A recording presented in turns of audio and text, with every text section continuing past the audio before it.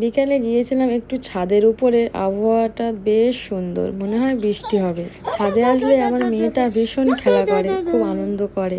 আর ছাদে অ্যালোভেরা গাছগুলোতে দেখো পোকায় ধরেছে। আম প্রচুর হয়েছে, তাই আমগুলো পেড়ে নিয়েছে। সন্ধে হয়ে গেছে, তাই একটু ছোট্ট করে ব্রেক নেব। খুব খিদে পাচ্ছিল, কি খাবো, তাই শাশুড়ি মায়ের চিকেন প্যাটিস এনেছিল, তাই একটু সস দিয়ে খেয়ে নিয়েছি।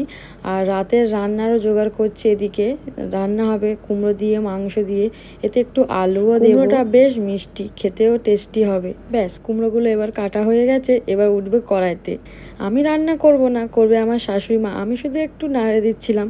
শাশুড়ি মা সব রান্না করেছে। ফ্রিজে ছিল একটা তরমুজ, তো শাশুড়ি মা বললো একটু তরমুজ কাটো, এই গরমের মধ্যে আর ভালো লাগে না, তাই একটু ঠান্ডা ঠান্ডা তরমুজ খেতে বেশ ভালোই লাগে।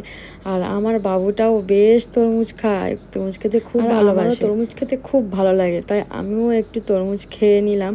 বেশ মিষ্টি ছিল আর ঠান্ডা ঠান্ডা, তো তাই বেশ ভালো লাগছিল। আয়রন করব শ্বশুরের জামা কাপড়, তো বাইরে ভীষণ ঝড় হচ্ছে, বৃষ্টি হবে মনে হয়, তাই তাড়াতাড়ি কয়েকটা জামা কাপড় আমি আয়রন করে নিচ্ছিলাম।